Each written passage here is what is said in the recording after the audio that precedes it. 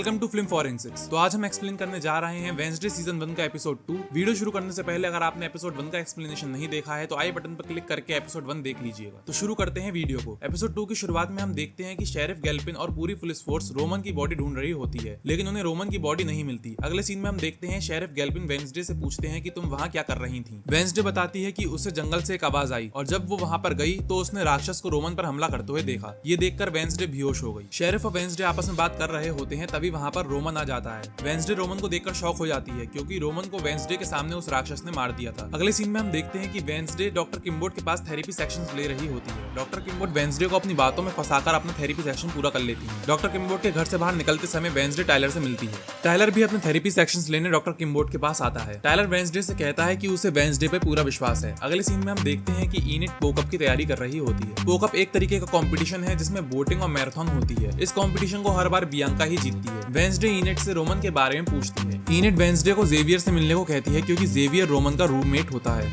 Wednesday पोकअप में हिस्सा नहीं ले रही होती और अपनी राइटिंग पर ध्यान देती है, लेकिन तभी वेंसडे की नजर रोमन की दी हुई पेंटिंग पर पड़ती है। वेंसडे देखती है कि उस पेंटिंग के ऊपर एक अजीब सा साइन बना होता है। अगले सीन में हम देखते हैं कि वेंसडे प्रिंसिपल वीम के पास जाती है और रोमन के बारे में पूछती है। प्रिंसिपल वीम्स बताती है कि रोमन को स्कूल से बाहर निकाल दिया गया है, थोड़ी देर में वो वहां से चला जाएगा।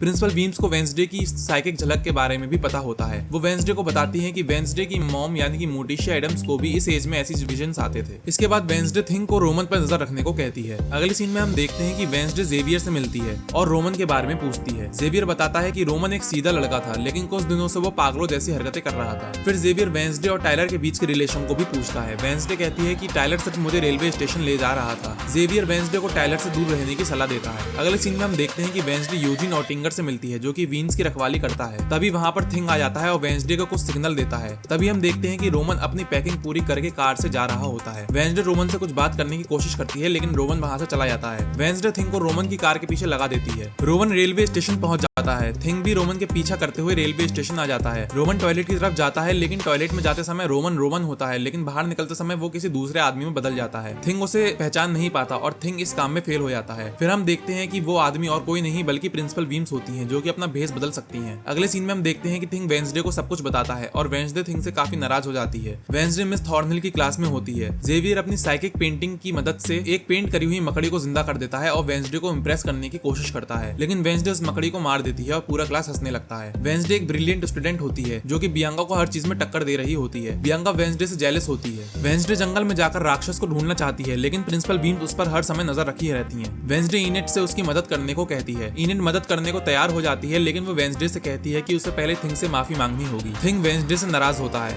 वेंसडे थिंग को सब कुछ बताती है और उससे माफी मांग लेती है। वेंसडे इनिट को यूजिन के पास जानने को कहती है जिससे वो प्रिंसिपल वीम्स को चकमा दे सके। वेंसडे जंगल में छानबीन करने जाती है जहां राक्षस ने रोमन को मारा था, लेकिन वहां पर शेरिफ गैल्पिन भी अपने डॉग के साथ कुछ सबूत ढूंढ रहे होते हैं। तभी वहां पर टायलर आ जाता है और टायलर अपनी कॉफी की मदद से डॉग को चकमा देकर वेंसडे को शेरिफ से बचा लेता है। थोड़ी देर बाद वेंसडे को रोमन के ग्लासेस मिल जाते हैं। वेंसडे जैसे ही उन ग्लासेस को छूती है उसे एक साइकिक झलक दिखती है। वेंसडे देखती है कि रोमन ने ही वो स्टैचू वेंसडे के ऊपर गिराया था और रोमन ने जेवियर को भी टेलीकिनेसिस से दीवार पर फेंक दिया था। इस सब के बीच वेंसडे को एक बुक भी दिखाई देती है। अगले सीन में हम देखते हैं कि वेंसडे और थिंग मिलकर उस बुक को ढूंढ रहे होते हैं जिसे वेंसडे ने अपने विजन में देखा था, लेकिन वो बुक वेंसडे को नहीं मिल रही होती। तभी वहां पर मिस थॉर्नहिल आ जाती हैं। वेंसडे उन्हें बुक के बारे में पूछती है। मिस थॉर्नहिल वेंसडे को बताती हैं कि ये बुक द नाइटशेड्स नाम की सोसाइटी की बुक है। ये सोसाइटी अब बंद हो चुकी है। अगले सीन में हम देखते हैं कि जेवियर अपने रूम के वॉशरूम में जा रहा होता है। तभी वेंसडे जेवियर के रूम में आ जाती है और उस बुक को ढूंढने लगती है। क्योंकि रोमन जेवियर का रूममेट था तो हो सकता है कि रोमन के पास वो बुक हो।